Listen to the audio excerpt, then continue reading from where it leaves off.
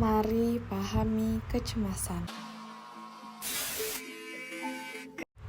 Kecemasan adalah bagian dari hidup manusia. Karena dulu nenek moyang kita adalah manusia purba yang harus setiap hari khawatir demi bertahan hidup. Kalau misalnya mereka tidak hati-hati atau khawatir, mereka bisa jadi santapan hewan di sabana. Manusia juga cenderung cemas karena otak manusia punya kemampuan untuk membayangkan kemungkinan buruk di masa depan.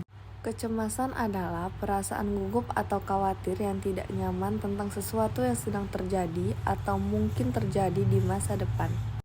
Psychology Today menulis tanda-tanda gangguan kecemasan di antara kekhawatiran terus-menerus dalam pikiran disertai rasa tidak nyaman pada tubuh, jantung berdebar, cepat gugup atau kaget, tangan gemetar, hingga telinga berdenging dan sesak nafas.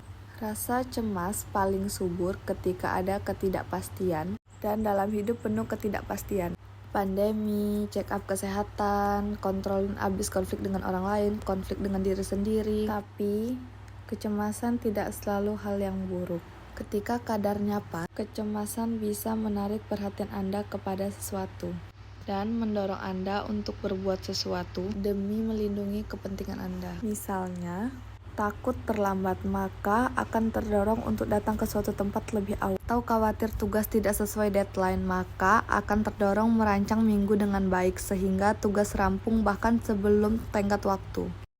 Tapi kecemasan jadi gangguan ketika ini muncul tanpa alasan yang jelas atau tidak profesional dengan situasi.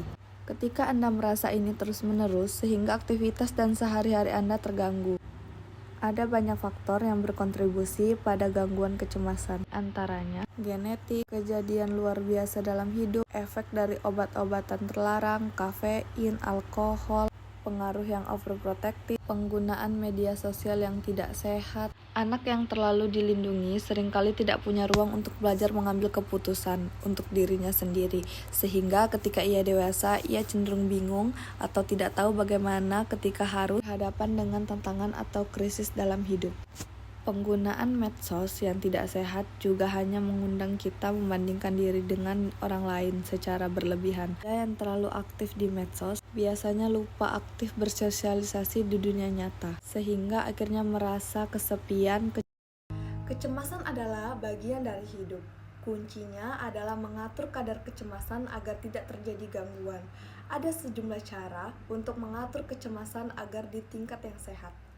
Yaitu satu adalah olah tubuh dan nafas. Lari, jalan kaki, berenang. 2. Memperkuat iman. Mendekatkan diri kepada Allah melalui ibadah dan mengelola emosi dengan sabar dan ikhtiar. Dengan berdoa, membaca Al-Quran, berzikir dan bertawakal kepada Allah, serta menjaga akhlak mulia. Kita dapat merendahkan kecemasan dan menemukan ketenangan jiwa yang lebih damai. 3. Hadapi ketakutan Anda. Ketika berhenti menghindar, memberi otak kesempatan untuk mempelajari kesempatan yang baru. Dan dari proses ini, bisa jadi apa yang kita takutkan itu terjadi. Namun, sebagai manusia dewasa, kita mampu untuk mengadaptasi dan memperbaiki bagaimana kita memproses hal dewasa secara dewasa dan efektif. Ketika kita cemas, itu artinya kita hidup. Namun, jangan biarkan kecemasan berlebihan merebut kesempatan kita untuk memperbaiki hidup kita.